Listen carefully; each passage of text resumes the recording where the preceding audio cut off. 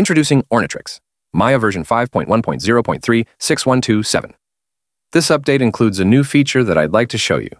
Let's dive into how it works. First, add detail in the settings and increase it to 70 points. Next, add Ornatrix Frizz. Here you'll notice a new parameter. It's called Scale Randomness. It controls randomization.